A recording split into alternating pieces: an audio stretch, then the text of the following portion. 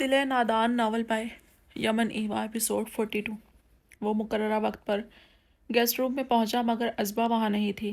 وہ لاپرواہی سے صوفے پر بیٹھ کر انتظار کرنے لگا مگر 2 گھنٹے مزید انتظار کرنے کے باوجود ازبا نہ پہنچی تو وہ غصے سے اٹھ کھڑا ہوا۔ عزت نہیں راس محترمہ کو زبردستی ہی کرنی پڑے گی۔ وہ تیزی سے قدم بڑھاتا ثانیہ اور ازبا کے استعمال شدہ مشترکہ کمرے کے دروازے پر جا رکا۔ اس نے وقت بھی دیا اور موقع بھی جو ازبا نے گنوا دیا مگر اب وہ اس کا لحاظ بالکل نہیں کرنے والا تھا۔ اس نے ہینڈل گھمایا۔ مجھے شک تھا ایسا کچھ کرو گی۔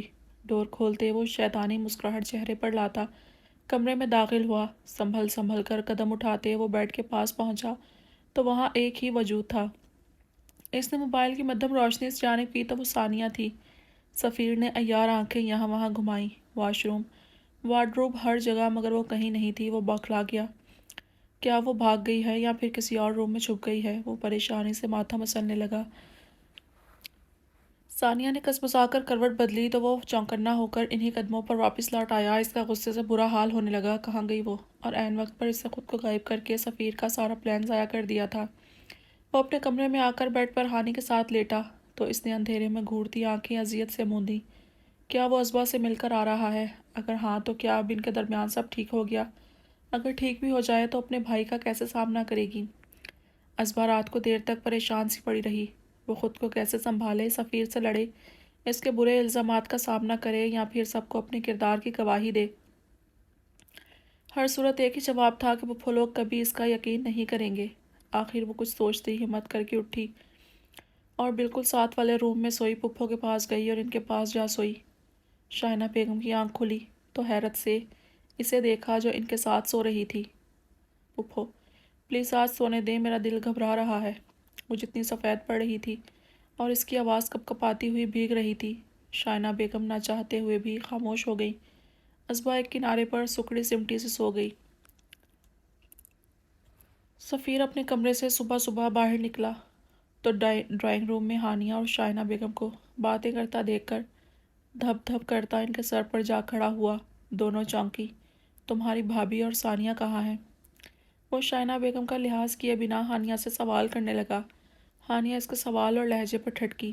ثانیہ کو ابھی اٹھا کر آئی ہوں۔ ازبا وہاں نہیں تھی، شاید لان میں ہو، میں نے نوٹس نہیں کیا۔ ہانیہ نے سنبھل کر جواب دیا اس سے پہلے کہ شائنہ بیگم بتاتی کہ ازبا ان کے روم میں سو رہی ہے۔ سفیر چیخا، تمہاری بھابھی رات سے ہی غائب ہے، کیا وہ بھاگ گئی یا پھر تم نے چھپایا اسے؟ سفیر کے سوال اور تیکھے لب و لہجے پر ہانیہ شرمندہ سی ماں کو دیکھنے لگی جو شاکڈ سی اس کی باتیں سن رہی تھی۔ اسی وقت اونچی آواز پر ازبا اور ثانی ایک ساتھ اپنے اپنے کمروں سے باہر نکلیں۔ ازبا کا دل انجانے خوف سے لرزنے لگا۔ وہ میرے روم میں تھی رات، ہانیہ کیوں چھپائے گی اسے؟ یا وہ کیوں کسی اور کے کس لیے بھاگے گی؟ تمہیں کیسے پتا وہ رات سے اپنے کمرے میں نہیں؟ شائنہ بیگم نے سنجیدہ اور سرد لہجے میں سوال کرتے ہوئے سفیر اور ہانیہ دونوں کو سوالیہ نظروں سے دیکھا۔ سفیر منہ کھولے ان کی بات سن رہا تھا۔ میں تو یوں ہی بس وقت گزر رہا تھا رات راہداری سے تو۔ سفیر نے بولتے ہوئے پلٹ کر ازبا کو پرتپش نظروں سے گھورا اور وہاں سے چلا گیا۔ ازبا نے بے اختیار سکون کا سانس لیا مگر شائنہ بیگم سفیر کی باتوں پر کھٹک چکی تھی۔ ازبا ہانیہ کے ساتھ آ کر سکون سے بیٹھی۔ اس نے صبح اٹھتے ہی رماب کو کال کر دی تھی جو اسے کچھ ہی دیر میں لینے پہنچ جاتا۔ مزید وہ ضد پر قائم نہیں رہ پائی تھی۔ تو آپ کو یہی بہتر لگا مجھے چھوڑ کر جانا؟ آپ کے علاوہ مجھے کبھی کسی نے دل سے نہیں چاہا۔ میں بہت غریب ہوں اس معاملے میں، میرے پاس صرف آپ تھی جس نے مجھ سے میرے لیے پیار کیا۔ ممی، وہ الزبتھ کی قبر پر سر جھکائے بیٹھا تھا۔ آج رماب نے بھی ای میل بھیجی تھی اور باقی سب کی طرح آج وہ بھی غصہ ہو رہا تھا اس پر، اس کے لانگ اسٹے پر بیزار ہو رہا تھا۔ اس نے دارام کو بزدل کہا تھا، آپ نے کیوں مجھے اکیلا چھوڑا؟ میں بزدل نہیں ہوں ممی، میں آپ لوگوں کی دی قید میں مجبور پڑا رہتا ہوں۔ گرینی نے مجھے قسم دے کر روک لیا اور دیکھے وہاں پاکستان میں وہ سب جن کے لیے اپنی خوشیاں تک بھلا کر انہیں خوش رکھتا رہا، سب ناراض ہیں مجھ سے۔ ازبا بھی مجھ سے نفرت کرنے لگی ہے۔ وہ سر ڈالے جیسے خود پر ہنسا تھا، اپنی قسمت اور اب تک کی خود ترسی میں گزری زندگی پر ہنسا تھا۔ یہ تو اس کا معمول بن گیا تھا۔ گرینی اب بھی ٹھیک نہیں ہو رہی تھیں۔ وہ سارا دن ان کا خیال رکھتا اور دن کا ایک حصہ الزبتھ کے پاس گزارتا اور سب کی شکایتیں لگاتا۔ کبھی رو پڑتا، کبھی ان سے لڑتا تو کبھی اپنی قسمت پر ہنس پڑتا تھا۔ اپنے دل کا بوجھ ہلکا کر کے وہ اٹھا اور وہاں سے سیدھا گھر آیا۔ بیلا اور رائمن آئے ہوئے تھے۔ رائمن آج کل بیلا کی وجہ سے اس سے بری طرح ناراض تھا۔ اب بھی مل کر باہر چلا گیا اور وہ روک بھی نہیں پایا تھا۔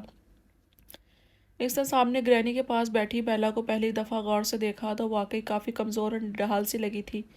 یعنی ایک اور گناہ اسی کے سر۔ اس نے زندگی سے بھرپور لڑکی کو کیسا کر دیا تھا۔ وہ لب بھینچ کر اپنے روم میں چینج کرنے گیا اور سر کے بال مٹھی میں دبائے بیٹھ گیا۔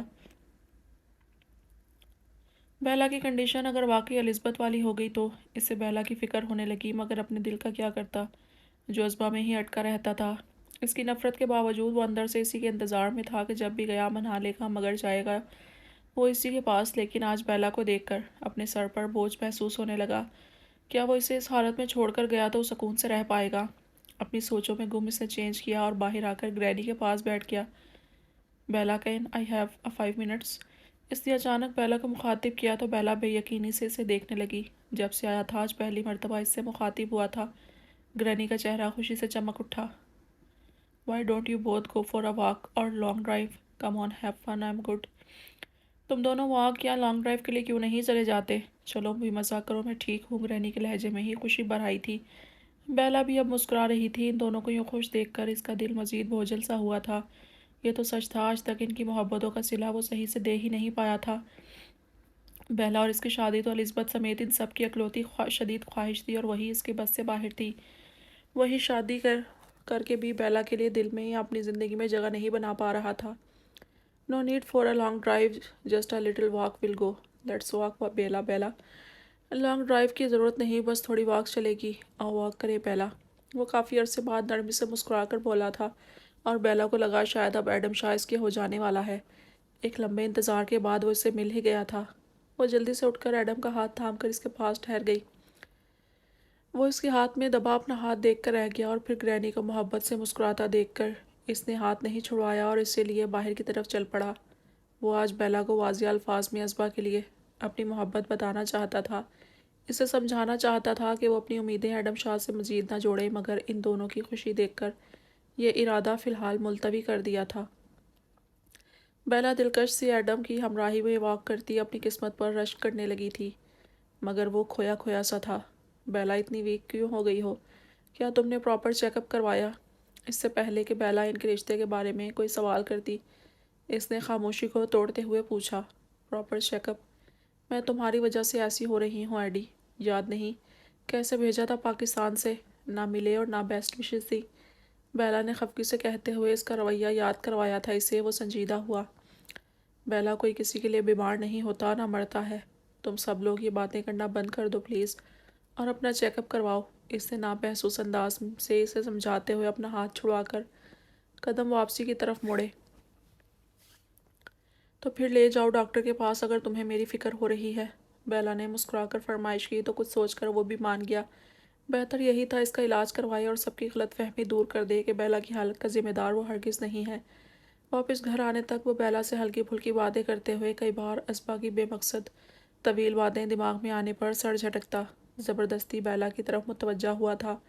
تم سے کہتا تھا نا پاگل لڑکی، گھر آ جاؤ۔ ریماب اسے بازوں کے حلقے میں لیے بیٹھا تھا۔ ہانی کے گھر سے آ کر 2 دن وہ بخار میں جلتی بس روتی رہی تھی۔ بس اتنا بتایا کہ اسے ہانیہ کے ہسبینڈ سے ڈر لگتا ہے اور وہ وہاں پھر کبھی نہیں جائے گی۔ عزت صاحب اور ریماب کا سن کر ہی حال خراب ہو گیا تھا۔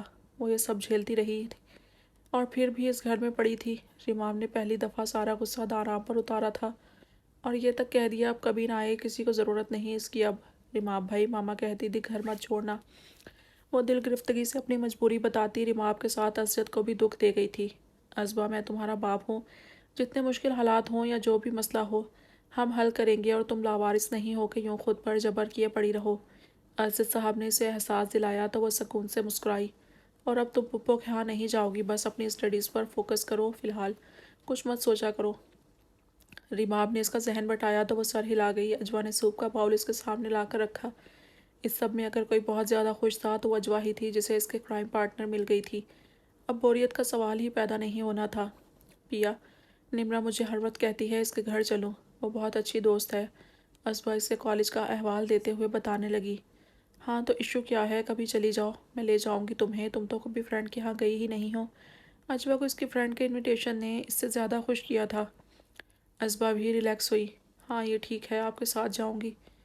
وہ پروگرام بنا چکی تو خوشی سے نمرا کو بھی بتایا، جو اجوا کے ساتھ آنے کا سن کر بے چین ہو گئی تھی۔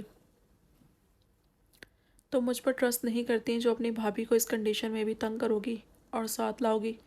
نمرا کے ناراض ہونے پر ازبا پریشان ہو گئی۔ بھابھی کو تنگ کیا کرنا، وہ خود ساتھ آنا چاہتی ہیں اور مجھے اکیلے کہیں جانے کی پرمیشن بھی نہیں۔ ازبا نے اسے سنجیدگی سے باور کروایا۔ اسے ناراض لہجے پر نمرا نے جلدی سے ایکسکیوز کیا، مگر ازبا چند باتیں کر کے کال کاٹ چکی تھی۔ ازبا کو بتایا تو اس نے بھی سمجھایا کہ بات اتنی بڑی نہیں ہے، وہ اکیلی بھی جا سکتی ہے، مگر ازبا کو نمرا کا انداز عجیب لگا تھا۔ اس نے مزید بحث نہیں کی اور خاموش ہو گئی۔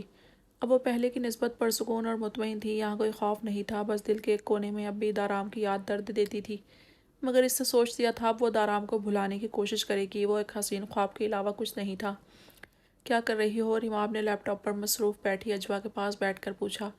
ڈرامہ ڈاؤن لوڈ کر رہی ہوں، میں اور ازبا مل کر دیکھیں گے، ازبا نے بتایا تو وہ اسکرین پر دیکھنے لگا جو کورین ڈرامہ ڈاؤن لوڈ ہو رہا تھا۔ ریماب کی آنکھیں پھیلیں۔